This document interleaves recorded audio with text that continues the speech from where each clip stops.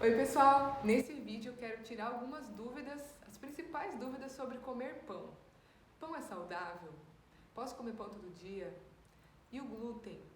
Vamos falar sobre os substitutos do pão, as melhores formas de consumir. Então fica comigo nesse vídeo que ele vai estar bem completo. E aí, Laís, eu posso comer pão todos os dias? E a resposta é depende. Então depende do quê?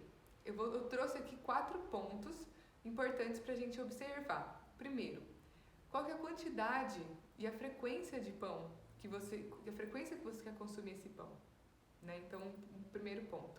Segundo ponto para a gente olhar, que tipo de pão é esse que você está consumindo? Terceiro ponto, como que você se sente consumindo esse pão? Você tem algum sintoma?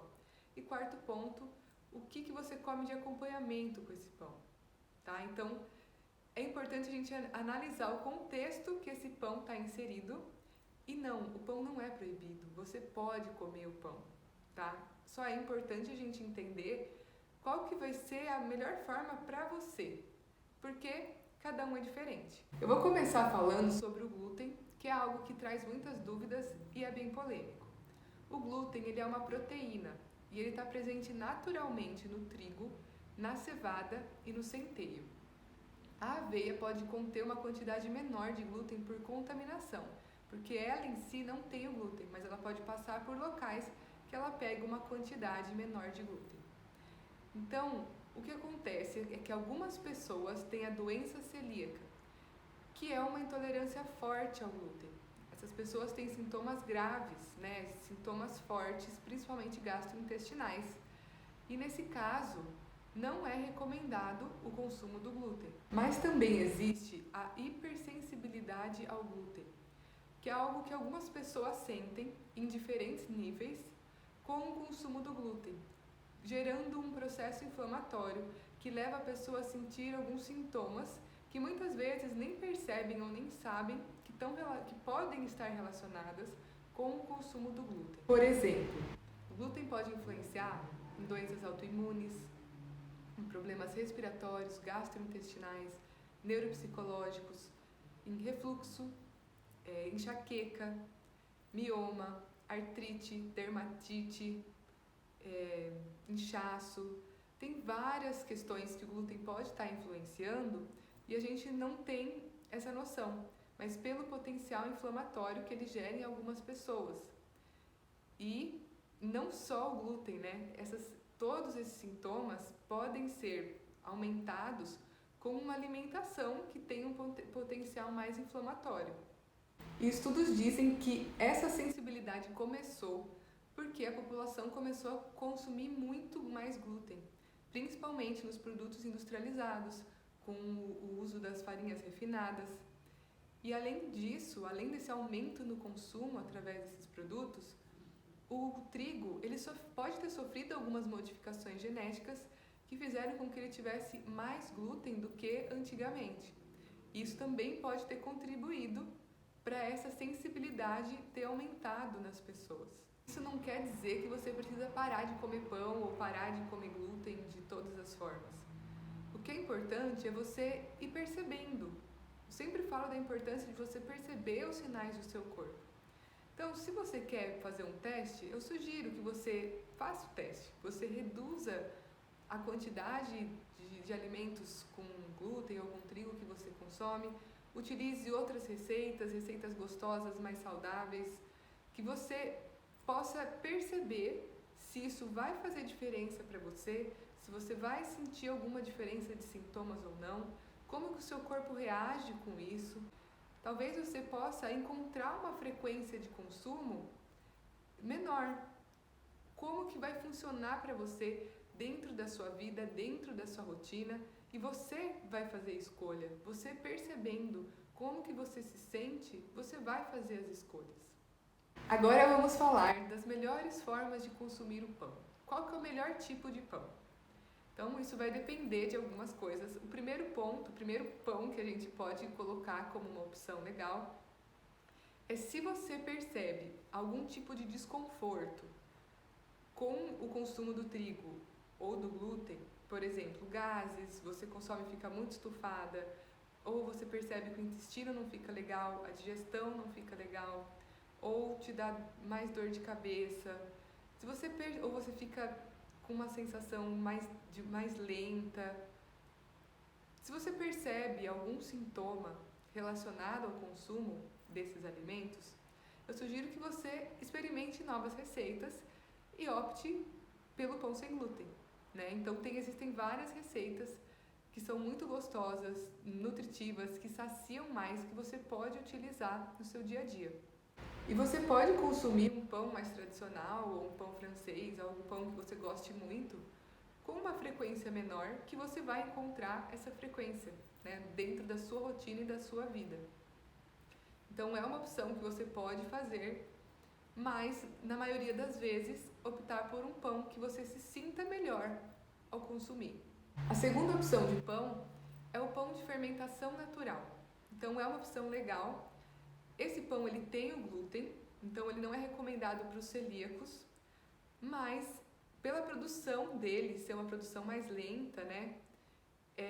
Esse tipo de produção desse pão faz com que a digestibilidade dele seja melhor. Então você tem uma digestão melhor, pode ter redução da formação dos gases, você pode sentir mais saciedade com o consumo desse pão, ele tem mais nutrientes, tem um índice glicêmico menor. Então é uma opção legal, mas é importante você perceber como você se sente ao consumir, igual todas as opções, certo? E a terceira opção que eu trouxe aqui é o pão integral.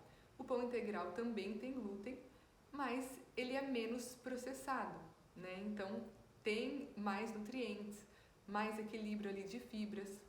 Então você pode utilizar esse pão integral, principalmente caseiro, ou fazer em casa, ou comprar um pão mais artesanal, de preferência com uma farinha de boa qualidade, se possível orgânica, se não, né? Mas essa é uma terceira opção. E assim, os produtos, os pães industrializados, integrais, não são a melhor opção, a opção mais saudável possível, né? Porque tem mais química ali, tem mais ingredientes do que os naturais ali.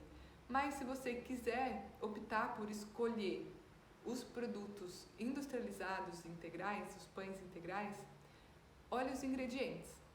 Então tenta ver o que tem menos ingredientes industrializados ali, menos ingredientes artificiais, preferir os que têm ingredientes mais naturais, menor quantidade de ingredientes. E para ser integral mesmo, o primeiro ingrediente tem que ser farinha de trigo integral, tá? Então essas são as orientações que eu tenho para vocês escolherem os pães na vida de vocês de melhor qualidade e sempre sentindo como você se sente com o consumo de cada um deles. Vamos falar um pouco sobre acompanhamentos agora. Então qual é a melhor forma de comer o pão junto com alguma coisa? Porque você pode, esporadicamente, comer só o pão. Porque você está afim de comer só o pão. Tá tudo bem, sabe? Mas se você quiser escolher no dia a dia melhores formas de consumir esse pão, seria legal você acompanhar com coisas que te gerem saciedade. Porque às vezes, se você escolher, por exemplo, comer um pão que não é integral, né, aquilo talvez não te dê tanta saciedade e o índice glicêmico dele é um pouco maior. Então, para equilibrar isso e te dar mais saciedade, é legal que você consuma com fontes de proteína, o que funcionar aí para você, mas opções que te gerem saciedade. E também existe a opção da gente substituir o pão, né, por alguma outra fonte de carboidrato. Para algumas pessoas isso é bem tranquilo, para outras nem tanto. Mas você pode, por exemplo, utilizar as frutas, né, num café da manhã, por exemplo, frutas com aveia, com pasta de amendoim. Você pode utilizar panqueca de banana com ovos e aveia, então essa é outra opção. Tem várias receitinhas de pão de frigideira que você pode utilizar. Você pode também usar cuscuz, né? Muita gente usa o cuscuz, a mandioca, para você fazer essa mudança de substituição ali de carboidratos. A tapioca mesmo, sempre de preferência uma marca sem conservantes, né? E se você conseguir, porque a tapioca não tem muitas fibras, então é importante, quando você for consumir a tapioca, colocar alimentos que equilibrem aí o índice glicêmico dela, como as proteínas que a gente falou, ou fibras, tá? E a gente pode falar mais disso em algum outro vídeo também. Então é isso. Eu espero que esse vídeo tenha contribuído para você, esclarecido algumas dúvidas, te ajudado. E lembre-se que é importante você se sentir bem com a sua alimentação.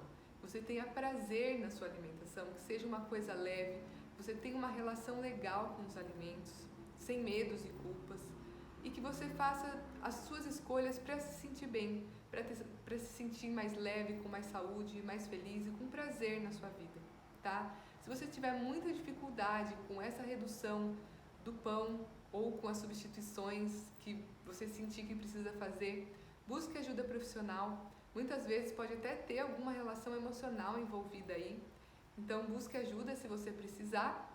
E é isso, se você gostou do vídeo, deixa seu like, comenta para eu saber o que você está achando, o que você achou desse vídeo. Compartilha com quem você acha que vai se beneficiar e se inscreve no canal para não perder mais nenhum vídeo, tá bom? Um beijo e até a próxima!